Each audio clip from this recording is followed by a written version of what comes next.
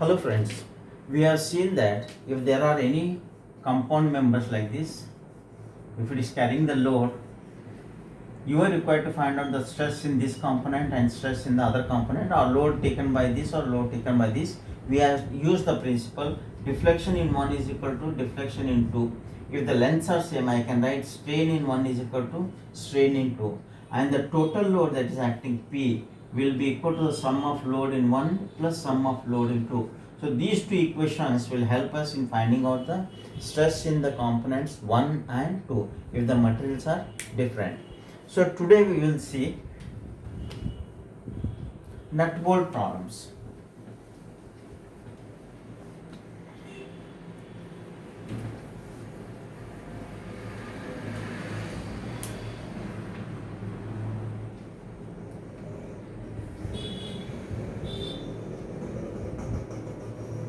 Nut bolt problems. Now you are conversant with nut bolt. Now this is a nut and bolt. Now here we use the nut to fix the elements. Now here whenever I do one complete revolution of the nut, it will be moving in the forward direction.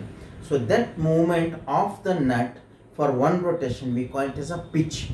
Pitch is the movement of the nut for one complete revolution 360 degrees. Now here this is a nut, it is a solid one, it is made up of steel. Now here let me take a tube. Let us assume it as any material, either steel, copper or aluminum. It has got outer diameter and it has got inner diameter. It's a hollow tube. So if I take this tube and insert it into the nut, I'll use another visor here. So I'll put the nut here.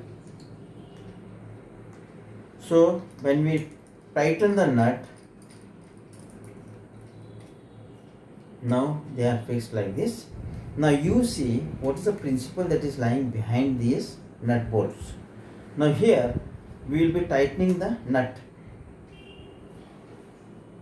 Whenever I tighten the nut, what is happening to this tube? It is getting compressed because it is subjected to compressive force. Now here what happens to the nut?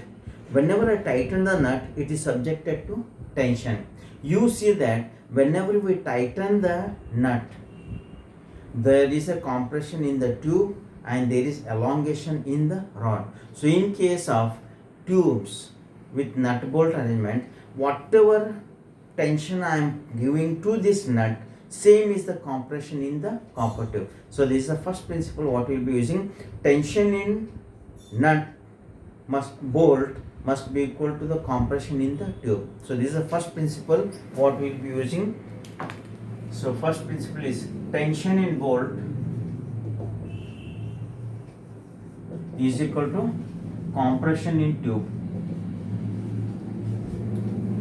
Tension in the bolt must be equal to compression in the tube. And what is the net deformation or total deformation taking? Cube is getting compressed and the rod is getting elongated. So the total deformation that will be taking in will be compression of the tube plus the elongation of the bolt because of the tension. So the second principle what we will use is advancement of nut, that is a total deformation that is taking place, will be equal to extension of bolt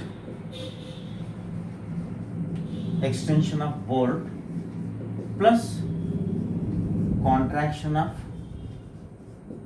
tube. So this will be the net deflection which will be taking place.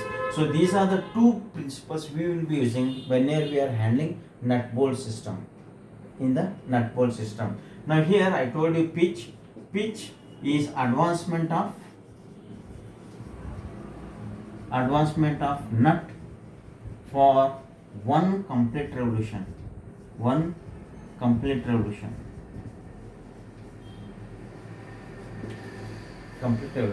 Now the data what will be given to such problem will be the diameter of the nut will be given, bolt will be given to you, the outer and inner diameter of the tube will be given to you. It will be subjected to rotation. So you will come to know how much is compression tension. Let us take up a problem and try to analyze a nut bolt problem. tension in bolt is equal to compression in tube. Advancement of the nut is equal to extension of bolt plus contraction of the tube.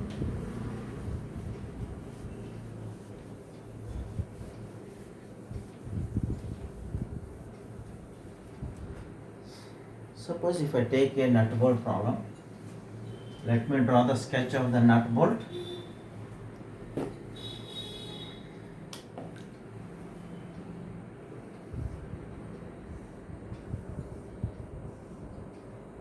This is the hollow tube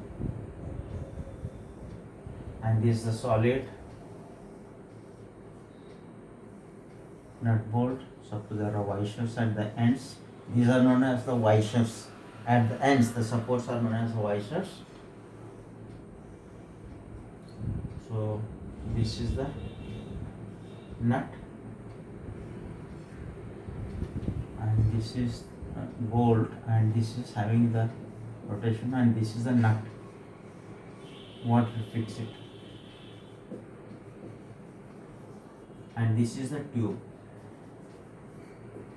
Now here this is a hollow tube. It has got external diameter and internal diameter. If I take a problem with the external diameter of D, internal diameter will be D1 and D is the solid cross section of a steel bar. Now here this is a nut bolt. It has got certain length. Let this length be 500 mm. This is a steel bolt and this is a copper tube. Suppose if I take it as a copper tube. Now here the cross sectional area of steel is given to you directly. If this is 650 mm square, so instead of giving the diameter, the area is given directly, and the area of copper is 1200 mm square. 1200 mm square. These are the washers. Now problem says that a tube of 500 mm length is rigidly connected at the ends with the washers. Now it has got cross-sectional area, steel and copper. Now the problem says the nut is now turned by 1/4 of the turn. It's not completely rotated. It is rotated by 1/4 of the turn. If the pitch of the thread is 3 mm, means one revolution is moving by 3 mm. So here we are rotating what just by 1/4. So find the stresses in the bolt and tube. So you are required to find out the stress in the steel and stress in the copper, such that ES, Young's modulus of steel, is given to you as 205 kilonewton per mm square, and Young's modulus of copper is given to as 110 kilonewton per mm square. So this is the data given to you. We will have to find out sigma S and sigma C. So here the principle remains the same, what it will be given to you. So here pitch is given to you is 3 mm and you are going for 1/4 turn, not complete turn. So if it is 1/4 turn, then it will be 1/4 of 3 mm. So this will be equal to 0.75 mm. So when I rotate by 1/4 rotation, it will move forward by 0.75 mm. So using these data and using the principle tension in steel is equal to compression in copper. So let us use the first principle, tension in steel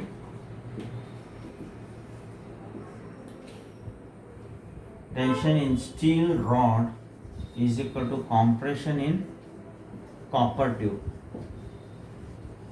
Compression in copper tubes, that is PS will be equal to PC, and we know PS is given by sigma S AS is equal to sigma C AC. If I substitute the values here, sigma S into area of steel is directly given to you 650 is equal to sigma C into area of copper is 1200. So sigma S will be equal to twice of sigma C. We got one relation here from the First principle. Second principle we use. Second principle says that advancement of nut is equal to extension of bolt plus contraction of copper. So extension of core, we know deformation is given by PL by AE. So P by A is sigma L by E. So this is a formula we will be using here for this. So extension of bolt is sigma S L E S plus sigma C L by E C. Length are same for both bolt and as well as nut. This is 500 mm. So if you substitute the values here, this is nothing but the advancement. What is the advancement? Suppose if I call it as X. X is the advancement. So X must be equal to sum of these two. We know the value of X here. Let us substitute it. So sigma S. Instead of sigma S, I will write it as twice of sigma C. Because we know the relation twice of sigma C into length is 500 divided by ES. ES is 205.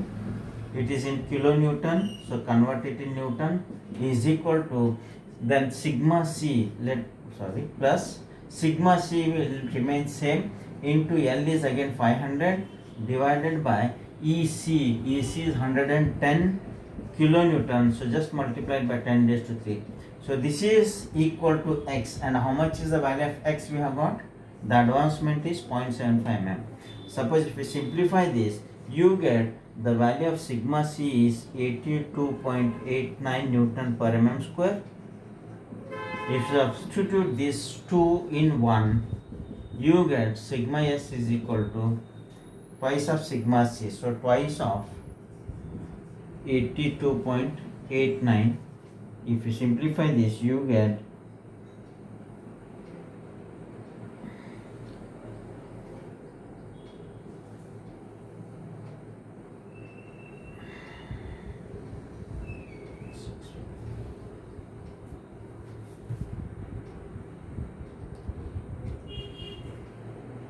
into 2. So this area I'll take it as 1300, so that I get sigma is equal to sigma C. So instead of 1200, I will take area as 1300 Newton per mm square. So if with this, if I simplify, I get 82.89 into 2. So this will be equal to 165.78 Newton per mm square.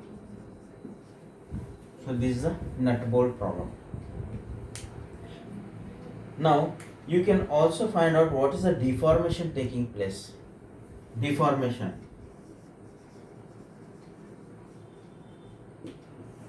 So both are deformed by the same value. You can find out the deformation of this member also. Now here, this is a part of problem. Suppose if I want to further extend this problem, already I have rotated by 1/4 of the rotation. We know the stresses in the member.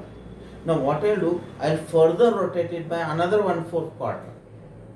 So what will happen? Additional stresses will be coming in copper and additional stresses will be coming in rod. Plus there will be extra compression of the tube and there is extra elongation of the car. Again, using these principles only, you will have to find out how much is the extra stresses that is induced by further tightening of the nut. So you know already how much is the stresses in copper and steel now. If I further rotate, you get the new stresses because the value of X will be again the new deformation. Suppose if I go for further 1/4, then this will be again same 1/4 will be 0.75 mm. So for further 0.175 mm, you will be getting the stresses. So this stress plus the extra stress will give the stress in steel. This stress plus the extra stress in copper will give the stress in copper. So this is the only variety that you see in the nut bolt problems. So principle what you are using in nut bolt is tension in bolt is equal to compression in tube.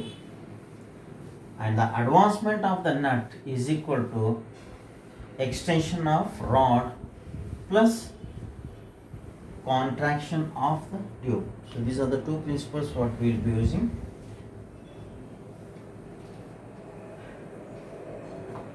We will see another problem.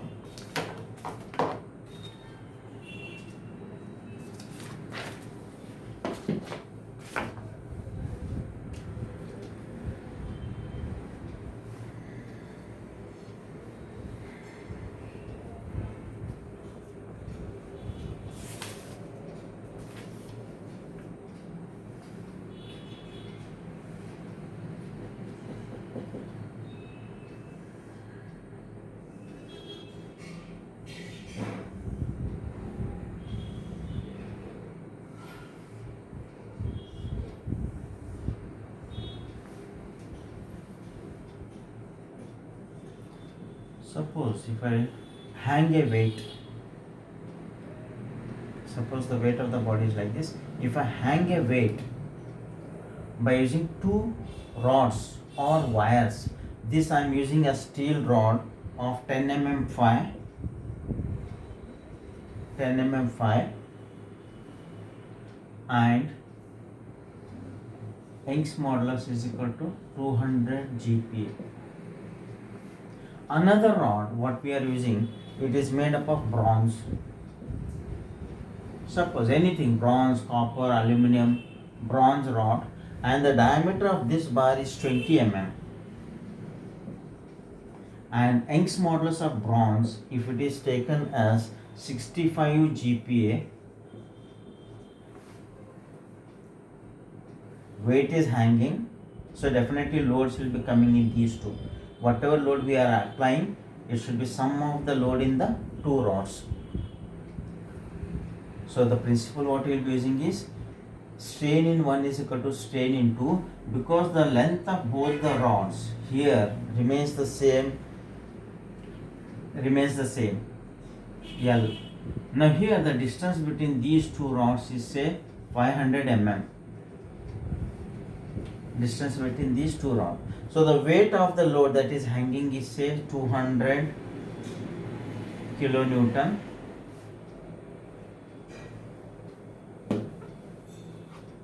Let me take the weight as 200 Newton. So if you want to find out stresses in this member, what you will do? You will use the principle 200 is equal to load in P1 plus load in P2. That's the first principle. Strain in 1 is equal to strain in 2. You will be getting the other part. Now here, what the problem says is, there is, in addition to the weight of the rod, there is an additional load acting of 2000 Newton. I am keeping an additional load of 2000 Newton in this. Now here, if you see this load which is at the center, now this load will 2000 kilonewton. If I keep it on the rod, then the problem says where I should keep this 2000 Newton load so that the deformation will be horizontal, or both the rods will be deforming by the same value. If I keep it at the center only, this load is center, this load is center. This load carrying capacity is different, this load carrying capacity is different. Whichever is weak, that will be extending more. So the rod will not remain horizontal. If the rod has to remain horizontal, I cannot keep this 2000 load at the center. So where I should keep this load 2000 so that this bar will remain horizontal. That's the condition. So you are going to determine here X. So in addition to the principles what we will be using, total load, strain in 1, because it is remaining horizontal, so strain in 1 will be equal to strain in 2. So the same principle. Then whatever load that is acting here will be the sum of the two loads. So here let us try to solve them. So let us find out the area of steel is pi by 4 into diameter is 10 square. So if you simplify this, you get area of steel as 78.54 mm square. Then area of bronze, pi by 4, it is circular cross section, pi by 4 into 20 square. So this area will be equal to 314.16 mm. So instead of 5, if I give it as 10 by 10, means the cross section is square cross section. So area will be 10 by 10. So here it is a circular. So we have found out the circular area. So you know AS and EC. So here, since bar, suppose if I call this as AB, AB remain horizontal,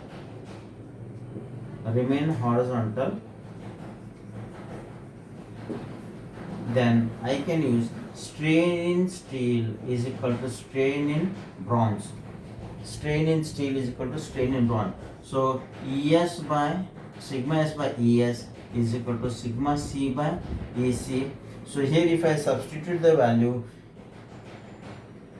EB, so sigma B will be equal to EB divided by ES into sigma S.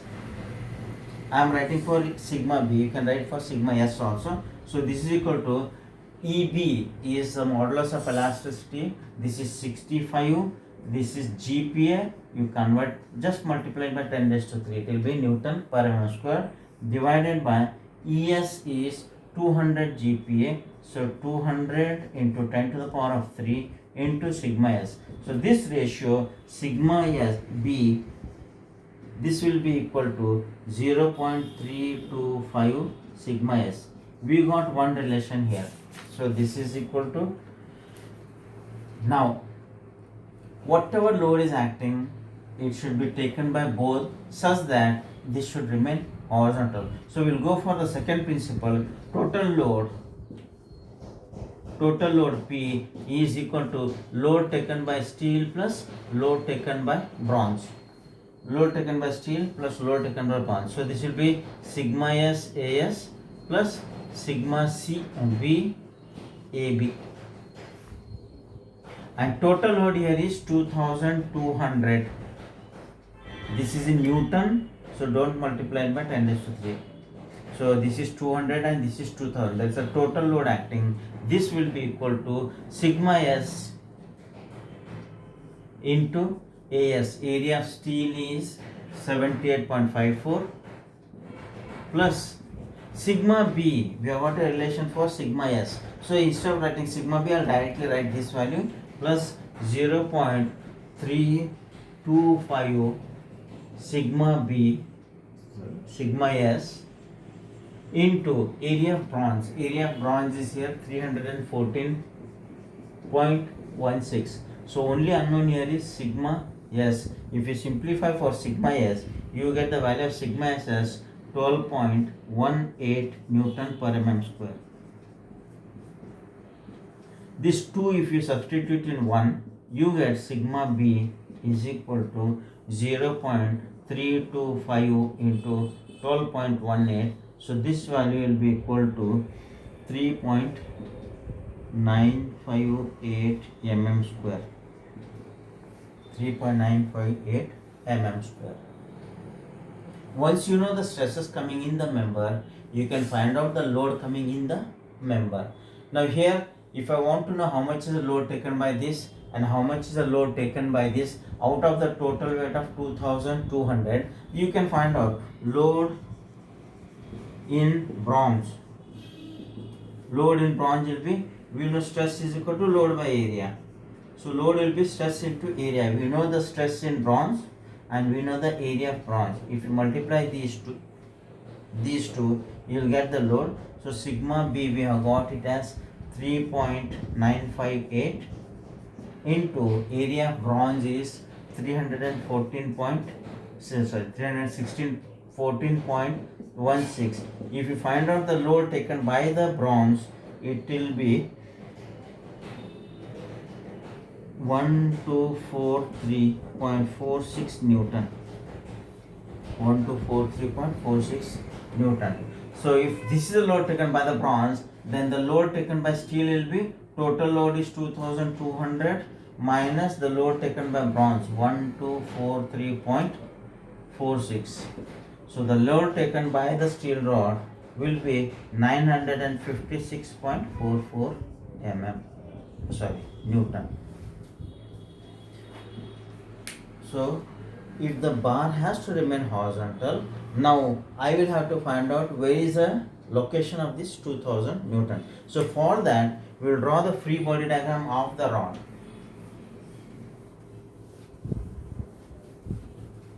That is the final thing what you'll have to do. Where I should keep this 2000 rod so that this remains horizontal. Let x be the distance of 2000 Newton load from A. I will draw the free body diagram of this rod.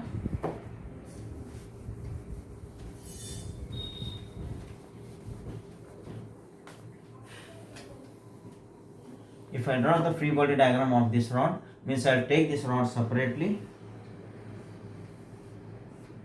A, B. It is carrying a load of its own weight, 2000 Newton. So this total distance is 500 mm. So this distance will be 250 mm because it is at the center. And second load acting is 2000 Newton. It is acting at a distance of x. It is acting at a distance of x. Now here,